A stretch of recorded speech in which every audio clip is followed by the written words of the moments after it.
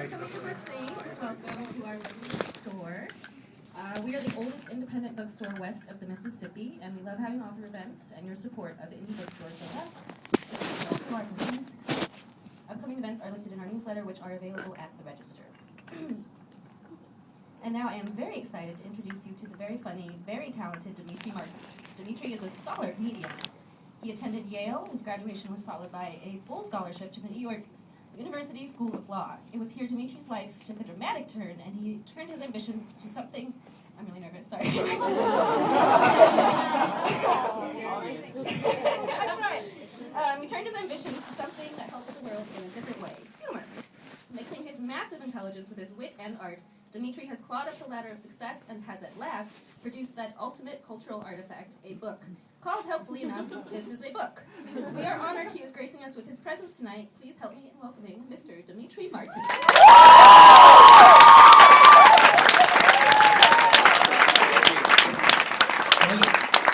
Thanks for the intro. So funny you made it hard. You had it all written out. You made it hard for. It's pretty long. You just be like, all right, you just saw him. Here he is. Cool. How's this sound? Is that okay? Should I use the other mic? This one sounds weird. Yeah, can you use the other one? I sound more like a robot in this one. That's good. That's a little better. Yeah. That's. Or maybe I should just ease off the mic a little. Yeah. Cool. Sorry I'm a few minutes late. Thank you so much for coming. I'm psyched at the turnout. I want to start by saying thanks to anybody who came to the tapings of the show that we did here. What was it? A year? A half ago? 2 years ago now, maybe? Whoever came to the show, I'm sure there aren't that many people, but we did the... Cool, you get... Okay, great. We taped the studio stuff for Important Things, the second season in San Francisco, and there were long tapings, and the crowd was a really big part of making the show work. So I didn't really get a chance to thank people formally. So the 1% that are now also here, I can tell the people I said thanks. Because San Francisco crowds are so great. I appreciate it. So, yeah. You guys just coming in. Did you guys save seats for that? That was nice. / probably a dick move for a lot of people. Oldest independent bookstore in the country. Yeah. Are those fake plants or real plants? Those are fake plants. That's ambitious if those are real. Okay, so what I've been doing at the bookstores I've been going to is I read a little bit from the book, just, for like a minute.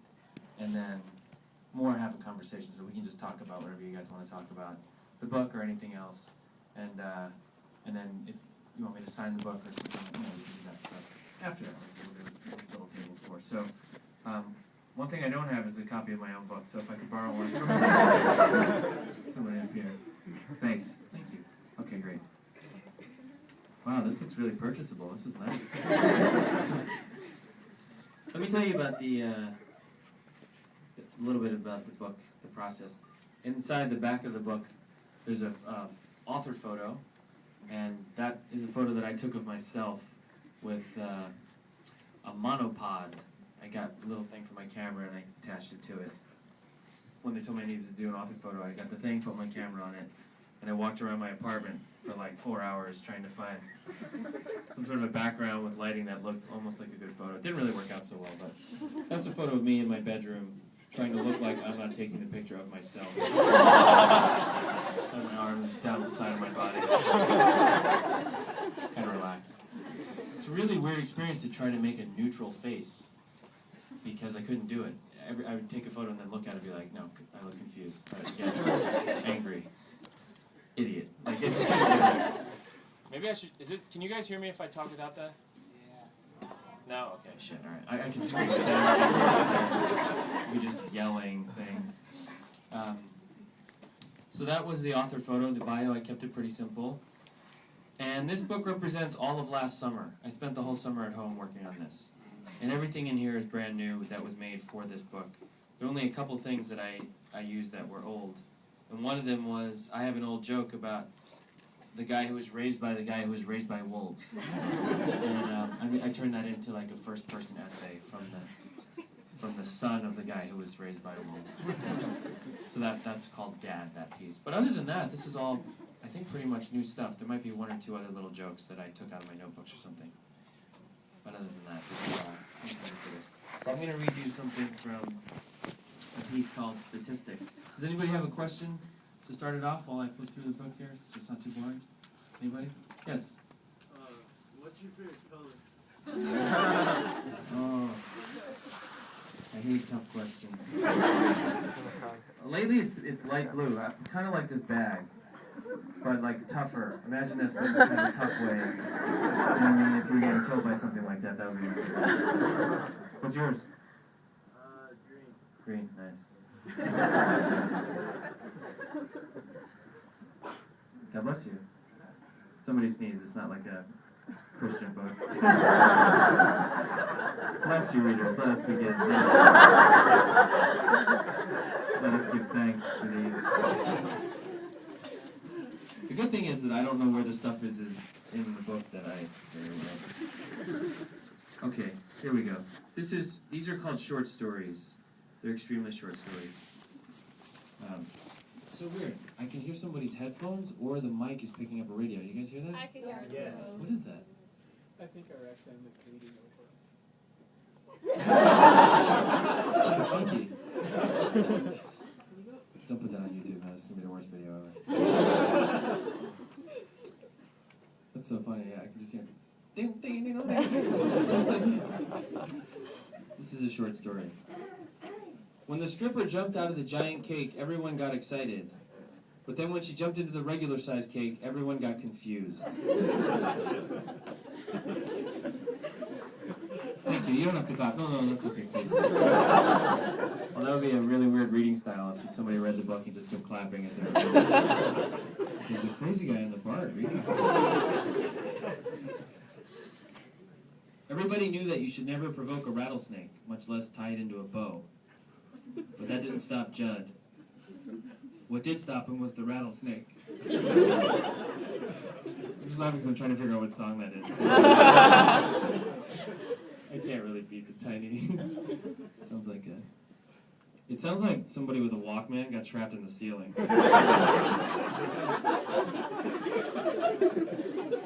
Well, I was having a good time, but there's a guy up there who's like, why was I being sneaky with this old listening device? This is from Frustrating Uses of Etc. Honey, I don't quite know how to tell you this, but while you were away, I got a little drunk with my ex, Bob, and his friend Tyrone. Then we started to play wrestle, etc.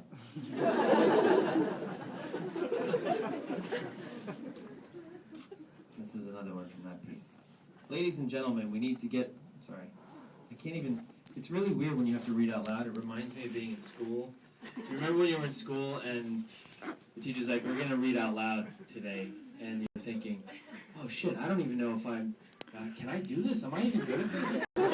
And then you start going around the room and one of your friends just sounds completely... I'm going to say retarded, I know that's not the right word, but at that time in the 80s, that was the word we used. So that sounds not good at reading aloud, whatever the word for that is. You think, oh man, I'm not even going to bring that up on the playground. That was just awkward. It gets to you and you do what I just did. You can't read your own thing that you wrote. Ladies and gentlemen, we need you to get back to your seats and fasten your seatbelts immediately. There appears to be a serious mechanical failure with one of our wings, etc. Okay.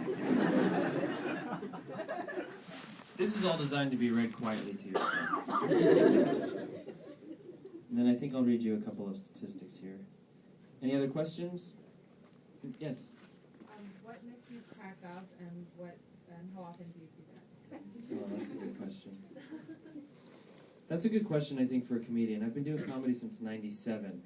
So what happens is when you do stand-up, you can go to comedy clubs along the way, and there's kind of an unwritten rule where a comic can just go in, and then you're allowed to stand in the back. Unless they're real kind of jerks at the club. If you go there and you say, I'm a comic, they're like, okay, yeah, especially if it's a weeknight. So you just can go in the back and just watch. So over the years, especially in New York, I saw so much comedy. So after a while, it just makes you kind of desensitized. You just see too much of it. And it gets, the stuff that actually makes you laugh gets like meaner and meaner and like worse and worse. So now it's down to like a really heavy old lady falling down some stairs. Something like that. No, but seriously, it's not that different. You know, like the edges, they just really kind of edgy, I guess is the word. One thing that always makes me laugh is Peter Sellers is one of my all-time favorites. Sometimes I go on YouTube and I just watch old clips of Peter Sellers from movies, and that actually makes me laugh. Another thing that makes me laugh is when one of my friends bombs. If you're a comic and you're in a show with your friends and you see one of them bomb, not because you want his career to go badly or anything, it's funny to see something that's you can't get out. Like once you start bombing, you know, like say there are 5 of us on a show and we're all friends, and the first guy goes up and then you see him go out there and just die. And there's this thing that happens where it's just really funny because you've seen those jokes work before, and you see him going out there all confident and doing his thing, and then you just see it slowly going away. Still bring the little delivery thing he has, you know. But you also know that you're going to get it too. It's like watching your friends get smacked in the face. She's had enough. She's like, you know what I mean? It's watching your friends, like, it's if your friends like get smacked in the face and you're like, oh, I'm gonna get smacked in the face in like 20 minutes. So there's some sort of a weird enjoyment of excitement, like, oh man, this is gonna. I guess what I'm talking about is S&M, basically. Also, what still makes me laugh when I flip through the channels, if I see America's Funniest Home Videos. Do you know what I mean? I think some guy getting hit in the balls with the wiffle ball bat, or some piñata clip. You know what's gonna happen, but yeah, it's not. I'm not so sophisticated. Okay, here are some statistics. For the price of just 1 cup of coffee, you can feed a child a coffee.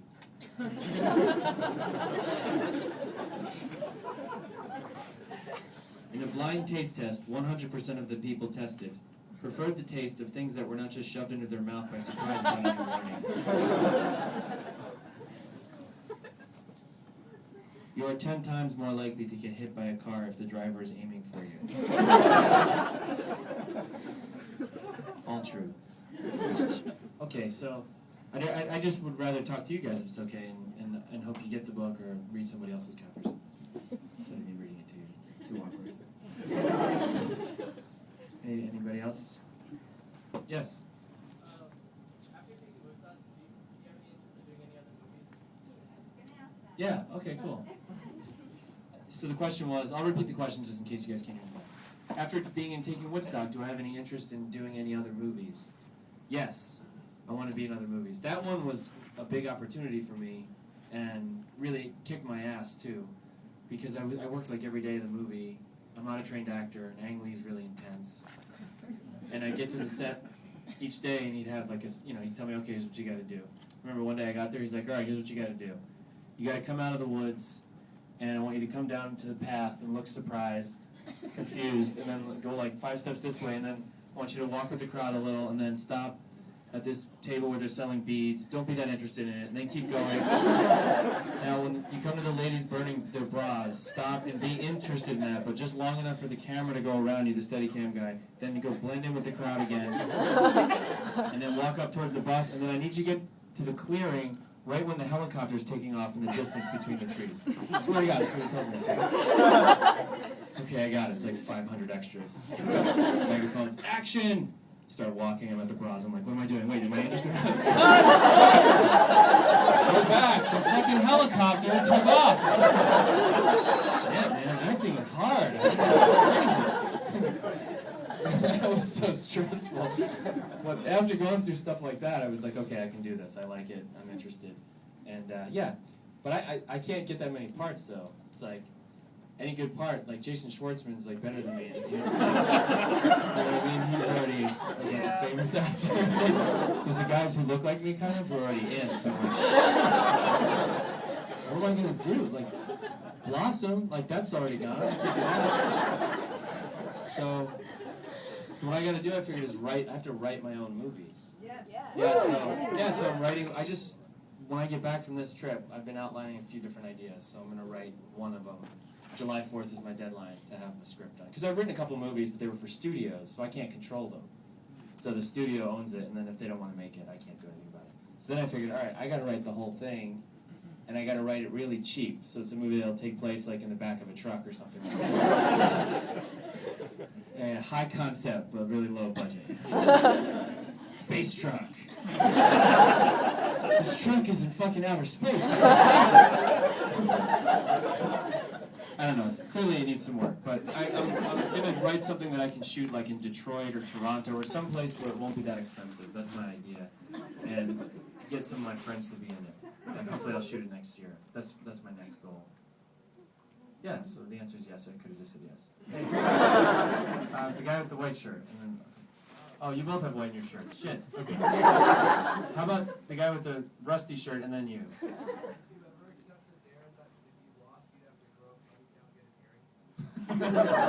That's such an easy question. No. I'm like past dare age. Like I'm in like late 30s. Like dares are like nothing interesting. That's funny. A double dare? Oh shit.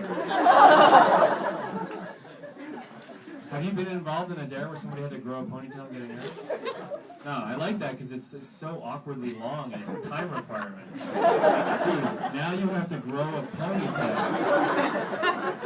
This is like a 2-year commitment, depending on where you start with that dare. That would suck. And get an earring. Clip on. I would go clip on. What was your question, sir?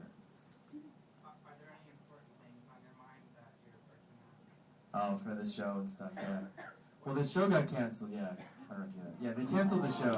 And it wasn't San Francisco's fault. So thanks, for not coming if you didn't show up. What the hell? Come on, guys. I'm working on some other book ideas. Because some stuff I wanted to do in the show, we just didn't have time. And I didn't get to do it. So I filled my notebooks with all these little ideas. When I got to do this book, I found some of them in there. So I don't know how this book goes. I guess I have to sell a certain number in order for the publishing company to get behind me to do other books, but I guess you can self-publish now, too. So I don't know what's going to happen, but for the important things, stuff that I have, I want to put it in a book of different kinds of jokes. Like Good, Bad, Interesting, I still write those all the time because I just like that form. I just enjoy, it's a fun joke structure for me. So in my phone, I just type them in, some airport stuff. I could read you guys a couple before I go. I could do market testing. Very dangerous, though. It can get very awkward in here. Anyway, any other questions? Yes? How long did it take you to write the palindromes for specific occasions? One of the chapters is called Palindromes for Specific Occasions, so I put some palindromes in there. The question was, how long did it take me to write them? A couple of those I had just in the course of daily life kind of popped into my head, and I just had them in my notebooks. So in my notebooks, a lot of times I'll write like joke. If I have a joke idea, I'll write story, character, dialogue bit or something, or just a drawing. But sometimes I put palindrome. So if somebody went through my notebook, they'd be like, this dude is lonely. This is crazy. It's just so funny that palindromes have like an equal treatment as like all these other things. Those things could get me work, but palindrome doesn't usually pan out well for people. So anyway, so I put palindrome in all. So it didn't take that long for the little ones because they just kind of floated in my head, and then I just had to write the descriptions for them. Like snub no man, nice cinnamon buns. That's maybe 4 or 5 years old. It just popped into my head one day. I saw the word cinnamon, and I was like, oh, right. I see if I could cinnamon buns, snub, and then it was kind of just written. But then the 500-word one, that's my old one. That one took a little while. That was like a week of each day fiddling around with it and adding parts to it and everything. And then I wasn't sure that was going to really be worth my time, but I got to put it in the book, so it's good. I was kind of wondering how you learned to draw with both of your hands. Sure. So how did I learn how to draw with both of my hands? It must take it forever. No, that was on a flight. I remember I was somewhere in the Midwest because I do the road a lot. So I was on a flight, and it was like a long flight, and I was sitting there, and in my head, I don't know why, but it popped into my head this idea of like being able to write with both hands. But the dream was that someday I'd be like really famous, and there'd be like, a long line of people, and I'd have to sign things. And I was thinking if I could do it with both hands, they could be like, make 2 lines. And they'd be like, what is he doing? 2 lines? What have I never seen this before? And then I could just look forward like and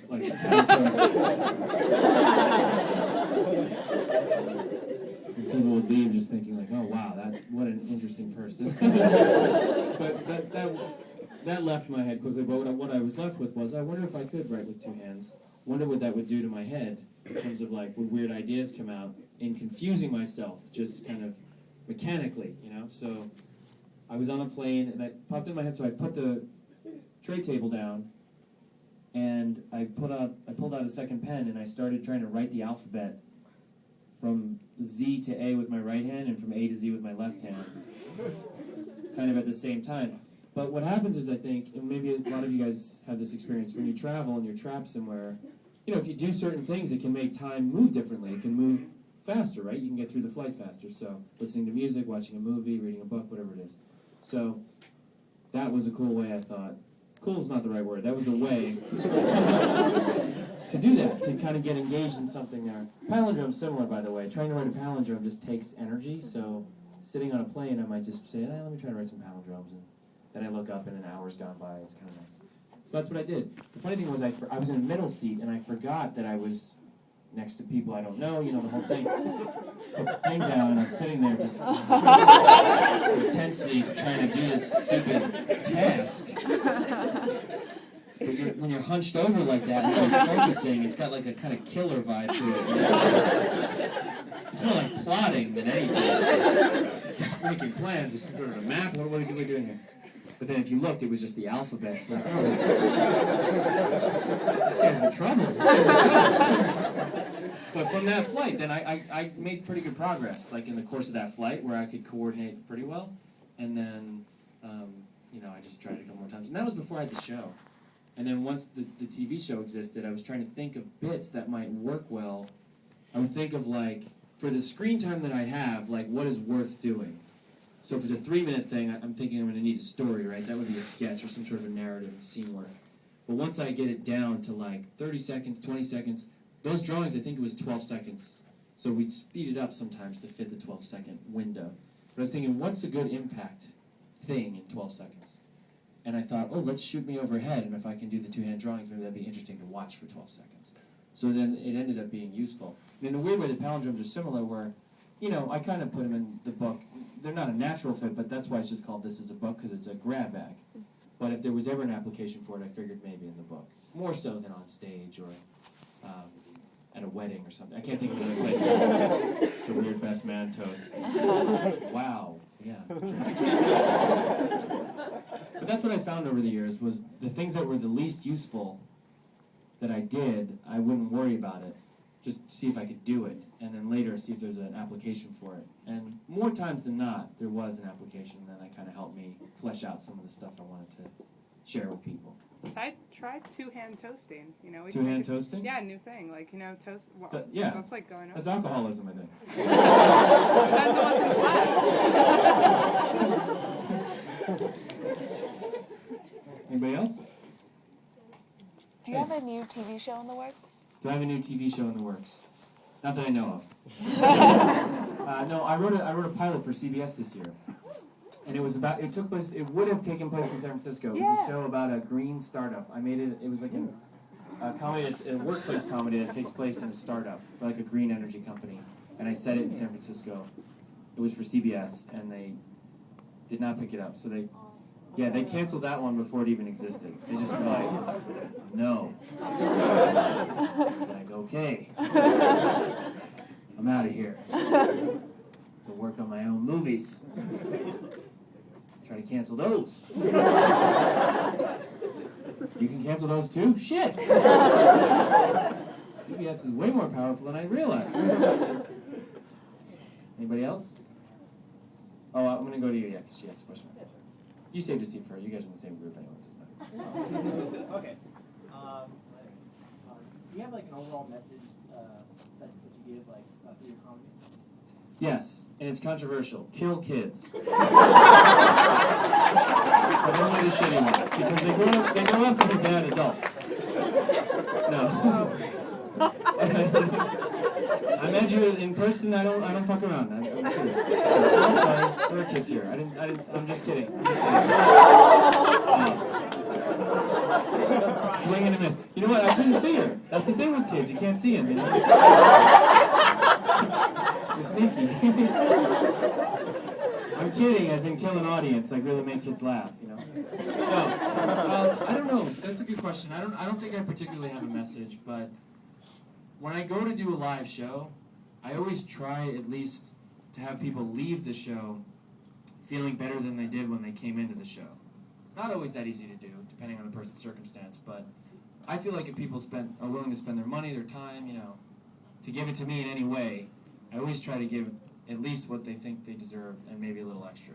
Not always easy to do, doesn't always work out, but just in terms of the social kind of contract, I think that's better than taking stuff for granted too quickly and starting to act like, there's a comedian I know, the first deal he got, he bought a car and a fur coat. In New York, this guy it's called a holding deal. A holding deal is when like a network will give you money just to possibly cast you in a show, right? They'll say, we're going to hold you from now until September. You can't be on any other network, and we're going to give you this money to make sure, say, you sign the contract. Okay, cool. So this dude got a holding deal. I saw him at the club, and he had a fur coat, and they're like, yeah, he got a car, too. And I'm thinking, mistake. That's really stupid. But I think showbiz is really weird, where you think, you get a little bit of attention, and then you think, oh, man, I've arrived. Like, I made it. Like, I'm in.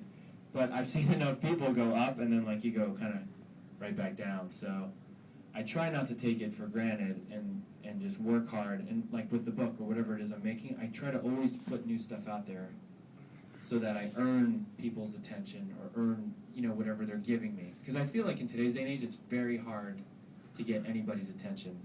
And if you do get it, to keep it for any amount of time. I think it's very, very challenging. So that's not a message so much as maybe just a practice for my work, to treat it really like a job. See? Have you ever thought about doing like a webisode series or something snippety? Oh yeah. The question is, what about a webisode series? I have a lot of friends who are doing webisodes. My one friend, a guy named Jason Antoon, was telling me about a web series he did with Kevin Pollak. That sounded funny. It was, I guess they played vampires who couldn't get cast in any of the fucking vampires. That was their premise, was that they're real vampires and they keep auditioning for stuff and like they can't get cast in any movies. That seemed so funny to me, so that made me interested in doing that kind of a thing with some of my friends. I made some really good friends on important things. And I had a movie idea I was going to write with one of those guys. So right now I'm putting all my energy into film stuff. But I started posting drawings on Facebook and Twitter, links to them. And the next thing I wanted to post were some photographs and then some shorts. Just like with my flip camera, just shooting little video. Because I still play music at home, so I can score and make these little videos. So that's going to be me easing into the web stuff. But to do a whole web series, yeah, so far I haven't been that interested in doing that.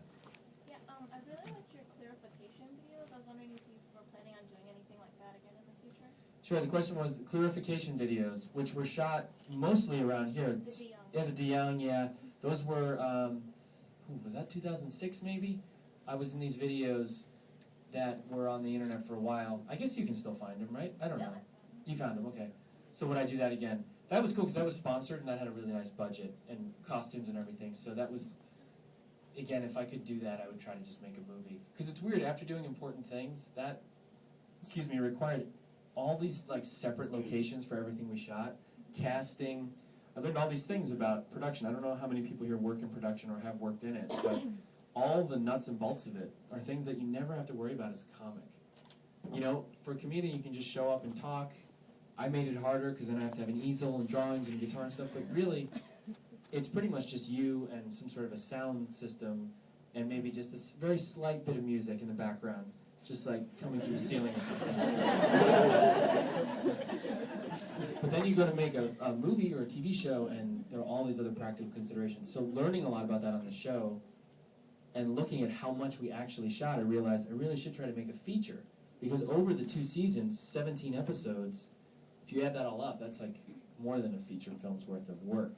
So it's like, all right, why not just go for it bigger next time and try to do a feature? So that's why I put it all that. Yeah. Who's your favorite living comic? My favorite living comic. That's a good kind of dark, morbid question. Who's your favorite immortal comic? I don't know. I don't know if I really have a favorite, but I go back and forth between certain people who do jokes where I think, oh man, I wish I thought of that, or wow, that guy's so really on top of his game. I love Steve Martin's stand-up. I love Woody Allen's stand-up. I mean, those aren't really working comics right now. I don't know if they'll ever do stand-up again. I think Louis C.K. is a great comic. I've seen him for years from New York. You know, he's a really good one. Chris Rock, I just have tons of respect for. Chris Rock he's the real deal. Chris Rock has such a great work ethic. I think he's so smart. You know, he makes really good choices with stuff that he does. It's hard though. I guess I always think of it in terms of, as another comic, you just think of it in terms of like business. You just think, how does somebody survive? How do they keep doing it? Rather than, oh man, that guy really cracks me up. Because I don't know. I don't watch that much comedy. You know what I mean? It's like in my spare time to go watch comedy is just like a weird thing. It would be like just in your spare time, like showing up to work. Like, dude, you have today off. No, I know. I just wanted to come and see what everybody else was doing. It's the weirdest Starbucks employee ever. So I just like listen to music, or I try to see other stuff. Yeah. You man, with the cow sweatshirt. Okay. I wanted to know, have you or would you ever do a live show at Yale or NYU? Would I ever do a live show at Yale or NYU? I think like a week and a half ago, I was in New Haven. First time I ever got to perform in New Haven, which is right near Yale. So I kind of just did that. It was really nice, great crowd. And I never did NYU, but I would do NYU.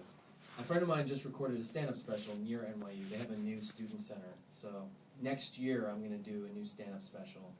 And I'm trying to figure out where to do it. So that's a possible candidate. I'm trying to figure out the city. The last one was in Austin, Texas. That's where we did person. Hey. I'm wondering what you consider to be the most important thing. What do I consider the most important thing? You mean of the actual shows that we did, or just in life? Both difficult questions. I don't know which one it would be.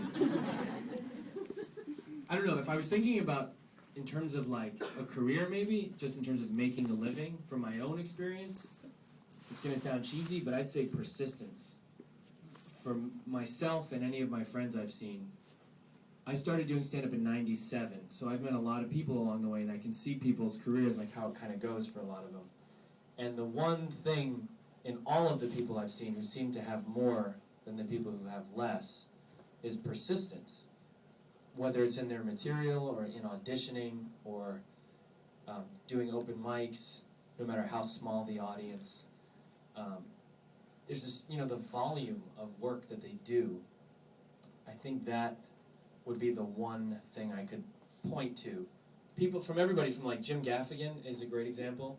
Gaffigan, when I started, Jim Gaffigan was already doing the clubs. He was already like an established comic in New York, but he still did all the crappy open mics, and he would perform as much as he could. And he writes so much material. Do you know what I mean? So that's an example of somebody, and I'm just picking out of the air here, but it's different no matter what their style is or level of talent, which I think is, of course, very hard to quantify. The one thing that's not that hard to quantify is persistence, just raw numbers, like how much you bring to the table. Even for the book, I wrote almost double what I needed for the book, and then I just tried to throw out what I thought was the weakest so that I wouldn't, I'd have a better quality thing. So in a weird way, that's like persistence to me, of just keep writing even if you think you have enough. Just keep writing so you can throw stuff out. What's the worst on stage experience you've ever had at a comedy club? The worst on stage experience I've ever had at a comedy club. I stopped doing the clubs relatively early on, and I started doing what they called alternative rooms, mostly because I couldn't get stage time in the clubs, because they told me I was too low energy and cerebral. It was like, you're not allowed to be cerebral. That's like a bad word. God, really? So, but I'm trying to think. I'll tell you one of the first heckles I got. I was doing a set at this club, and there were about 80 people in the audience, and I was getting laughs. And then between two of my jokes, I paused for a second, and then from the back of the room, this guy went, "Fag!" That was it. I thought he was one of my friends or something. I was like, what decade are you in? What?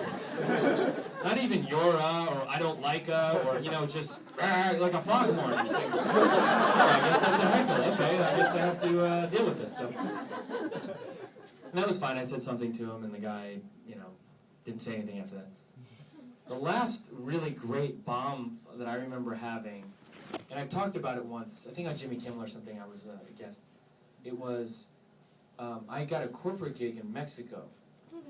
I got booked to do a corporate show. Corporate gigs are weird because you get paid pretty well for them compared to what you usually get. And also, the crowd's usually it's not your crowd. You know what I mean? It's like, this was the award winners dinner at this software company. The people who sold the most software regionally, like from around the country, all the winners got to go to Cabo to this hotel resort for this weekend, and I was the entertainment at the dinner. So they flew me down there, and I got to go to Mexico. I'd never been there, and I was at this resort. They showed me my room, and then the next they walked me down and said, "You do stand up down there tomorrow." I said, "Okay, cool." So I go down the next day. I didn't realize it was in a tent on the beach. The resort was on the beach, so left the hotel, walked down this path, and then there's this big tent with seating for 350 people in these round tables on this beach in Mexico in this big white tent. And so they introduced me, and usually about a minute in or less, you can tell if you're in big trouble. I got to do an hour. So I'm in there, I get on stage, "Ladies and gentlemen, Demetri Martin." I come up, and a minute in, silence. I'm like, big trouble. I'm thinking, oh, this is going to be a long hour. So I'm just doing crowd work, and I'm doing my jokes, and it is quiet. But what's interesting is we're on a beach in Mexico, and that's a more wild terrain there. There's wildlife. You know what I mean? On the beach, it's not developed. So I didn't even know there was a fox-like dog here. Yawning.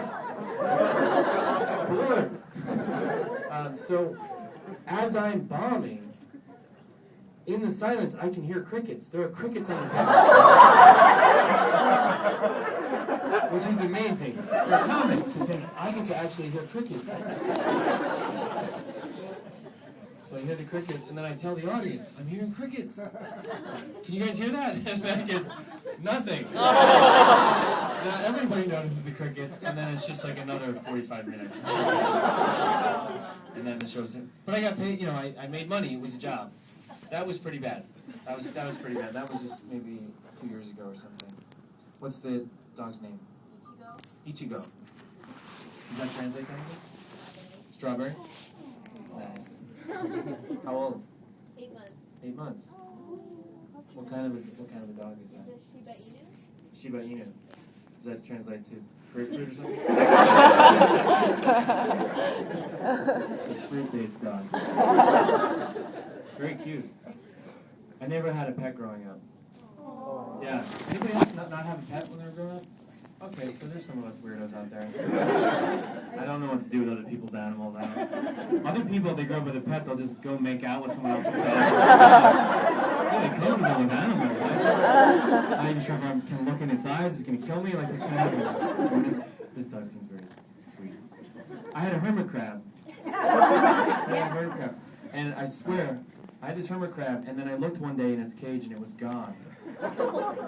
And my mom claimed that it ran away. My mom said, "I guess it ran away." I was young. Wow, really? And like a week later, I found it in our backyard near my back fence. And now that I'm older, I'm thinking, I guess my mom didn't like it. She took it out maybe and put it back there. But for most of my life, I did think that it ran away, and that in a week, it made it from my bedroom downstairs up until I ended up, and I just caught it when it was just leaving. I don't think so. Back to the lair. Time to paint you. Something embarrassing. Any questions? Yes. Are there particular experiences that made you want to do comedy? Yes, any particular experiences that made me want to do comedy? My dad was a priest. My dad was a Greek priest. And in the Greek religion, you can get married before you become a priest, but not after you become a priest. So it's kind of weird. So if you get ordained and you're single, then you have to be celibate, like, for the rest of your life. So a lot of guys, they'll go to the seminary and everything, and then they'll just wait and try to find a wife. And it'll be another 4 or 5 years, and then they'll have the wife, and then they'll be like, okay, now I'm ready. And they do the final ceremony, and they're like, cool, we're locked in, let's do this. So my mom and dad met when they were really young, and I'm the oldest of 3. My dad was a really funny guy. His sermons, first of all, the Greek, where I grew up in Jersey, the Greek service, it's like all in archaic Greek, so you don't know what anybody's saying, you know what I mean? It's a lot of like ritual and like incense and like these capes with like, looks like a tablecloth the guy's wearing, that's got his pattern on it. And they're just like, oh, they went all this kind of stuff. So I didn't know anything about the Bible. I could memorize. I knew these chants that he was singing each Sunday, but we never talked about the Bible. Like, Jesus did this and that. It was never like that. It was like, no. But if you looked in a book, if the translations were always like, God, you're the best, and once again, we really appreciate you, God. So when you're choosing people to go to heaven, keep us in mind. It's like that's what it seemed like. It's a long answer to say that when he spoke to people, he was really good in front of people. He would do the sermon, and I was an altar boy till I went to college. Head altar boy, not bragging. Yes, I was the head altar boy. So you go to church every Sunday, and then you just go in the back and put on like this robe, and then there's a time in the service where you come out with lanterns. People have been to church, you just come out with the lanterns, and you just stand there, and you bow, and then you go to the back. No idea what we're doing, but that's what I did every Sunday. So, but I'd be in the back there, so he'd be up at the pulpit. And he'd give a sermon for like a half an hour. But he'd have no notes or anything. And I just took that for granted as a kid. He'd have like an envelope with like 2 words on it. And then he'd do like 25 minutes, a half an hour. And he would get laughs. So it was kind of like he was doing stand-up, I think, in church. And he really liked Bill Cosby. So now when I look back, I can think about my father more in terms of a comic. Do you know what I mean? He passed away when I was in college, so he never saw, he doesn't, he wouldn't know. I don't know how it works if there's an afterlife or if he can see, I'm not particularly, I don't have a particular, I don't know why I make this about religion. What was his message? There's something about killing kids, there's no heaven. Really dark, really weird, I'm getting that. Let's go to Berkeley.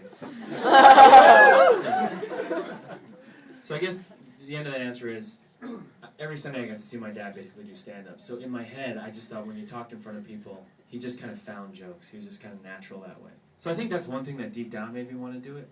But I didn't really know I wanted to do comedy until I was in law school. Like I was already through college and everything, and finally figured out this is something I want to try. But mostly it was just hanging out with my friends and joking around. And when I watched stand-up on TV, I'd always predict the punchlines. And I'm sure a lot of people do that, but I just was like, obsessively, this was the 80s. That was around my age. I was just watching all those stand-up specials and stuff, and it was always like, oh, right, yeah. I never felt like I was laughing. I was just like, yeah, right, okay. What else? So when I started to piece it together, I was like, maybe that's like what my head is best suited for. Not for law, I know that. Because you got to be thorough, and I'm not thorough. Anybody? When you write jokes and stuff, is this something that just pops into your head, or do you actually sit down and say, oh, I'm going to write a joke now? Okay, so when I write jokes, does it just pop into my head, or do I sit down and say, I'm going to write jokes? Over the years, I've done it in a lot of different ways. I used to have temp jobs, so I'd work like 40, 50 hours a week, answering phones, doing secretarial stuff. I was a proofreader for a while, and proofreading was better because I didn't have to talk to anybody, so I could just sit there, correct a document, but if a joke floated into my head, then I had a separate piece of paper and just jot that down.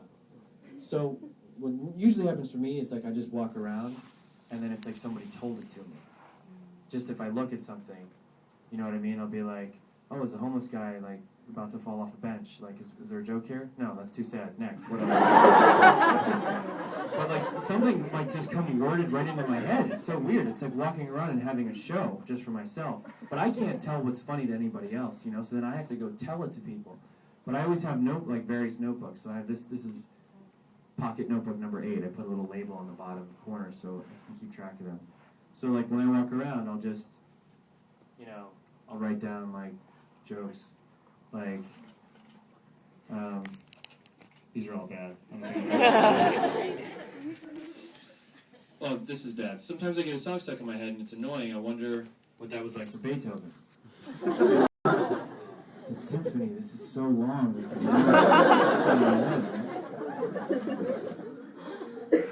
and then, you know, when I go to do a stand-up show, then I'll flip through the notebook and be like, what do I think is worth telling to other people? Because it's just a chance, right? Like, it could be terrible, or maybe it's worth putting into a new special. I don't know until I try it a bunch of times. But when I had those day jobs, sometimes I'd also just open up a Word document and say, okay, like, I'm going to write jokes for 20 minutes. So then it's just stream of consciousness, and then I'll just write. Or in an airplane, I'll just be like, I'm going to write as many jokes as I can until the plane lands. And I'll write like 40 jokes or something, and then I'll look back at them, and usually those are the crappiest of the, just forcing them out, you know. But then I'll like have a drawing, like this is a new one. It's an hourglass, and it's got a dead watchmaker who's been cremated inside it.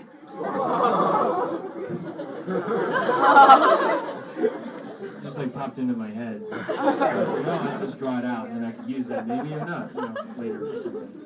But the cool thing is I don't remember all this stuff, so when I go back through my notebooks, it's like some idiot is just telling me jokes. That is my writing. It's so weird. Whenever you're in a public stall, do you ever think of like giving a much deeper meaning to the writing that's on the wall? When you read stuff and... Yeah, I had a joke, a long time ago I did a joke about just seeing that stuff, but I don't know, like, when you look at that, do you give it more... I just think you could one up probably everybody. Yeah, you know, like, a lot of times when I look at signs, it's just so weird. I used to think, what's the longest I could go without reading anything? Like, from the minute I wake up. And I lived in New York, and San Francisco's the same. It's impossible.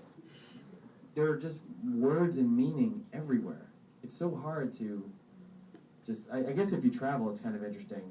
If I went to China, I can't read or speak Chinese. That would work. I wouldn't know anything, right? And it would be such a different experience.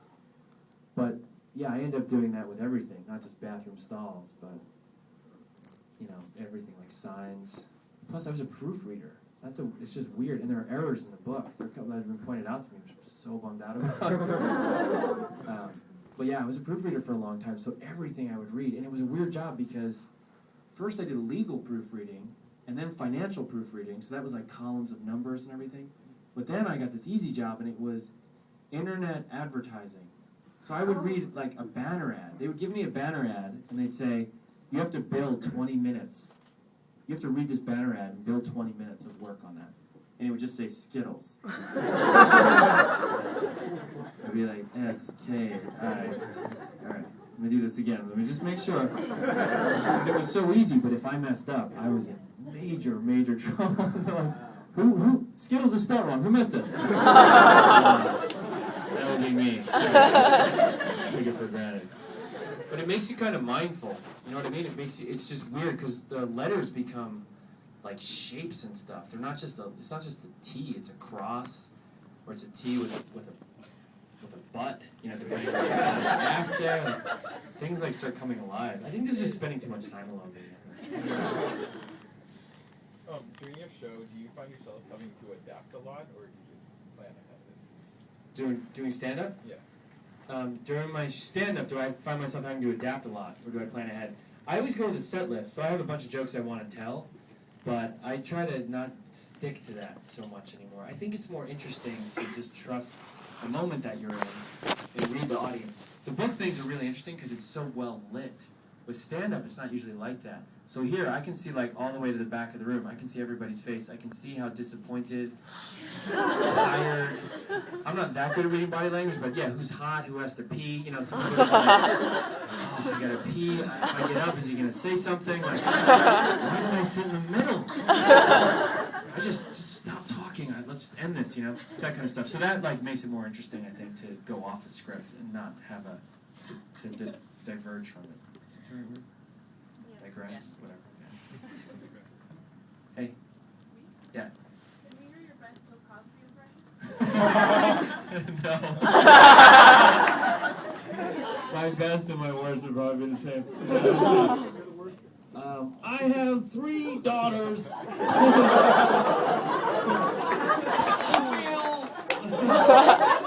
I think it's times much better than my other. I'm not good at impressions. Yeah. If I were doing a movie about my life, who would play me? If I played, I could say, I think Joan Rivers played herself in hers. So maybe I'd get her to play me. She's really funny and quick. You'd be like, wow, that doesn't look like him at all. Yeah, I don't know. I mean, I guess, I don't know Jason Schwartzman. I like his music. And, yeah, he looks kind of similar enough. I mean, I guess in the world of actors. But maybe I'd go in a different direction, like Will Smith or something. This guy's way more confident than the original.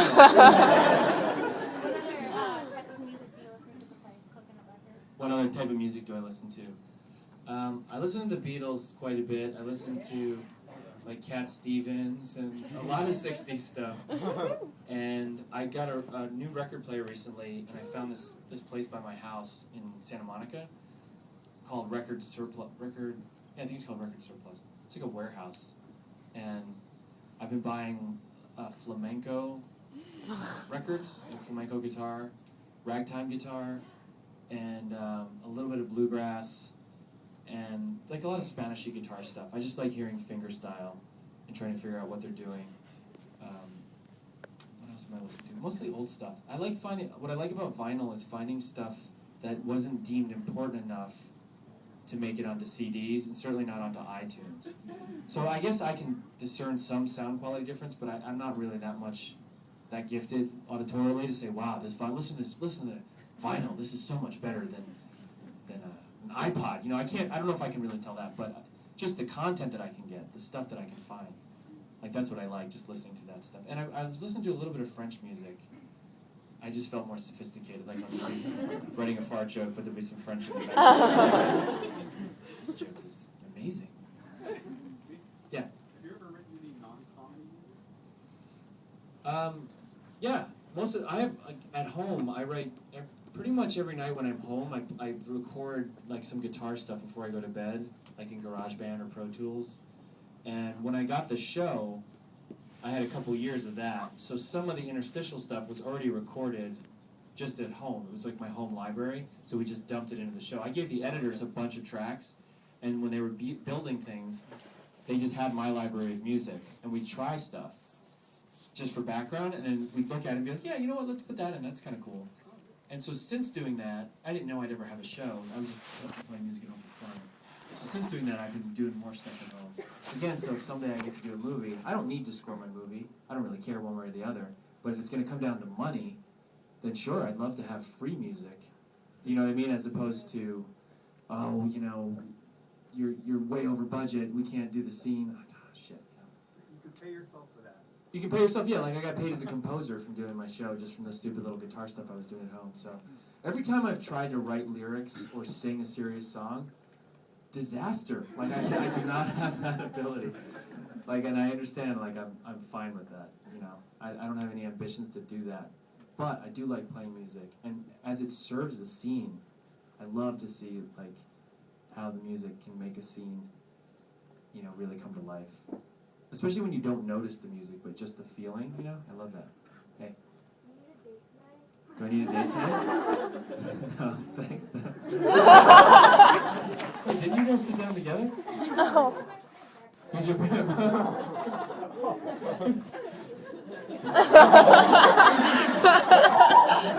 She's joking, everybody. Come on. Do you still break dance? Do I still break dance?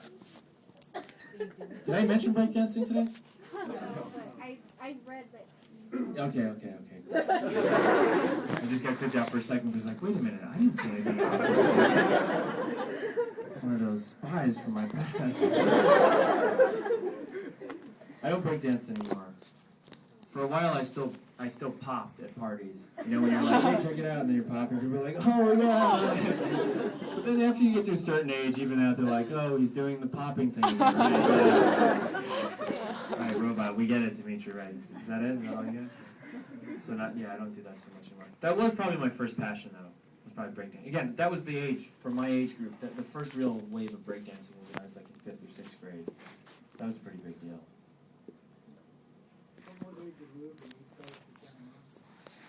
Why did I move from East Coast to Santa Monica? The first season of the show we did in New York of Important Things.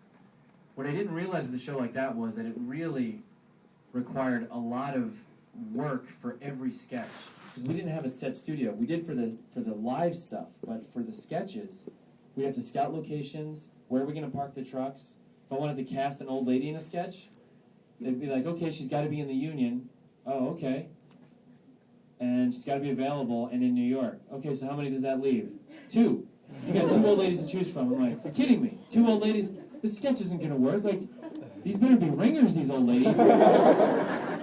One of them's sick, so I got 1 old lady. We just spent 4 days writing the sketch. I got 1 old lady to choose from. This sucks.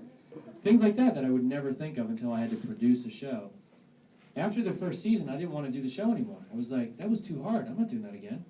My agent said, nah, buddy. That's what they call you. Your agents will call you buddy. Hey, buddy. You got to do the show again, buddy, because Comedy Central will keep you off TV if you don't. You can't do other shows. Ah, okay, buddy. And I was like, fine. Then if I have to do the show again, I'm going to do it in California. And they said, okay, buddy. So then I went to Comedy Central. Comedy Central was like, okay, you can do it in California. So I moved to California thinking it would be easier to park the trucks. There'd be more old ladies to choose from. More daylight. Easier to find locations. And sure enough, all of that was true. And the second season was much easier to do. And I did specifically request to do the stand-up portions in San Francisco rather than in Los Angeles, which Comedy Central was nice enough to allow me to do, because I did have to ask for that. That was a little bit of a tug-of-war. But in my experience traveling around, the crowds here are not kissing your asses, but we're better here than in Los Angeles for sure, because, yeah, it's just closer to the feeling of New York in a certain kind of vibe and culture, where in Los Angeles it's more apathy. You know what I mean? Kind of too cool for school. How did you get involved with Flight of the Conchords, and would you work with them again in the future? Yes, how did I get involved with Flight of the Conchords, and would I work with them again in the future? I met Flight of the Conchords in the summer of 2003. It's in Scotland at the Fringe Festival. It was the first time I went there, and I met that summer Flight of the Conchords, John Oliver, this guy Daniel Kitson. He's been in the Bay Area. He's a great comic. Simon Munnery, all these great English comics. They were all like in their own scene there, pretty much. And met some Irish comics, Flight of the Conchords from New Zealand. And we really hit it off. It was like summer camp. You go to that festival and you do 30 shows in a month. You're there for a whole month and you do the same hour every night. So it's real boot camp. And I had such a good time. I went back the next year, and then the next year, I went 4 years in a row. 4 summers in a row I went to that festival. And the second summer I went back, the Conchords were there again, and we roomed together. So in the summer of 2004, like, we shared a flat together. It was really fun, me and those guys. And then we just stayed in touch over the years, and, you know, they became this big thing, and they let me do a part on their show, which was cool. Now, I think Brett is going to be in The Hobbit, right? Brett plays an elf in The Hobbit. I don't know how big his role is. And Jermaine is the bad guy in Men in Black 3. Yeah, which he just, I don't know if he's still filming, but he was filming that in New York, so I haven't seen those guys in a while. But yeah, I'd work with them again. I wonder if they'll do a movie or like their own thing. I don't know. I don't know what they're up to besides that. You guys should do an album. We should do an album? Yeah. Yeah, I can play like tambourine. Yeah, those guys are really good musicians. If you haven't seen them live, they're really good. No, dude, I learned one of your riffs. Oh. I actually was just like, I like that. Oh, really? Yeah. What was it? Probably in C major or G major. Was it an E? Oh, cool. That's a stretch for me. Usually when I play live, it's just C or G. I just play the chords I can do in first position that are kind of easy for me. Yeah, that'd be cool to do music with them. Hey. I have to ask, what's your ideal type? My ideal type? Yeah. For a lady? Inquisitive. Asian.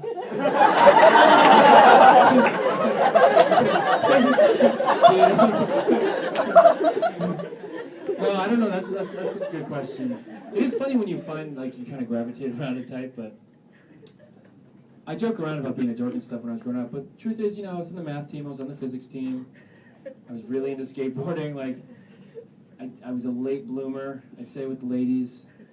Doing stand-up has made it easier to meet girls and stuff. So, yeah, I like fun, women who are funny. You know, I like women who are smart and funny. You know, cute and everything too. But I think it's interesting with comedians. I think some guys don't like funny women, whether they admit it or not. I think they're intimidated, and I think that sucks, you know. But I really like funny women. I think a lot of women are funny. I think when people say women aren't funny or aren't funny stand-up, I think that's total crap.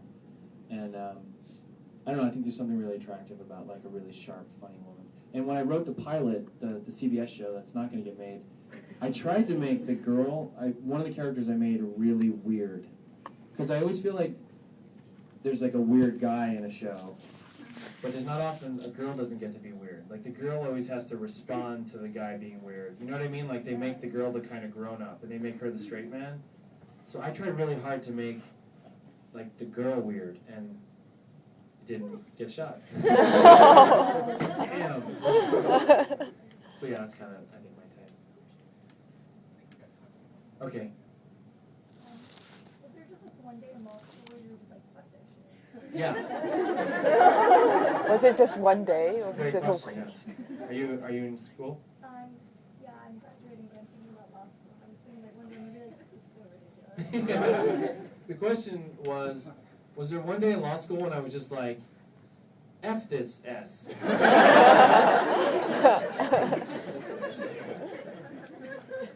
I think there was. I'm trying to think of when that was specifically. I do remember one time I was studying for exams. I think it's funny when you go through school, and if you do well in school, and then you go from high school to college. Now you're in college, and they're sending you on some track like graduate school, business school, whatever it is, and you want to get everything right for that, get good test scores, interview well, get that thing, and then you get in there, and then they're like, in law school, all right, which journal are you going to be on? Are you going to be on a journal? This one's really prestigious, and if you get this, you can, and it's just like more of this like carrot on a stick, they just kind of move it around. You're just like chasing it, like, yeah, I want that.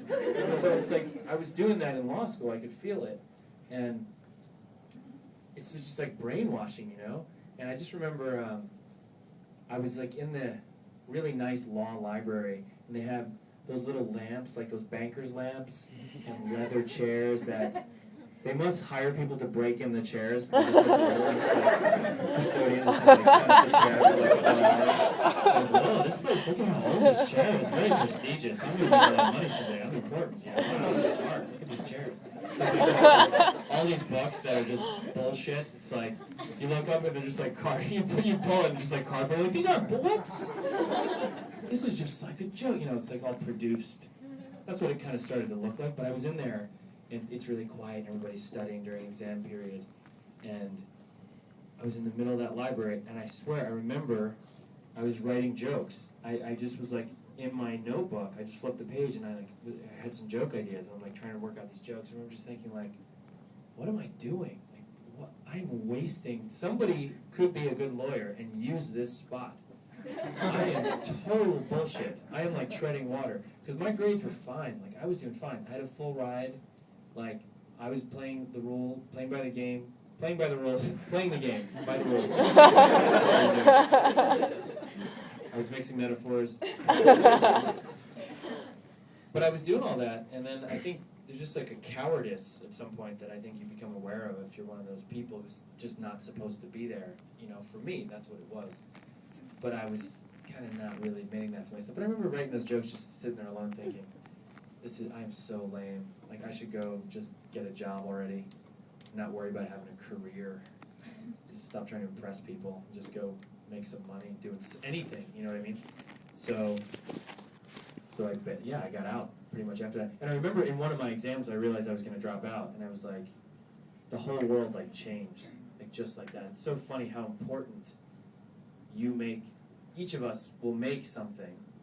Which is nice, because it gives it value, right? You have purpose. But I think for me, once it flipped, I was like, oh, this is a joke. And I remember, right after I dropped out, I saw one of my professors, and the whole time it was like, oh, Professor Nelson, or whatever his name was.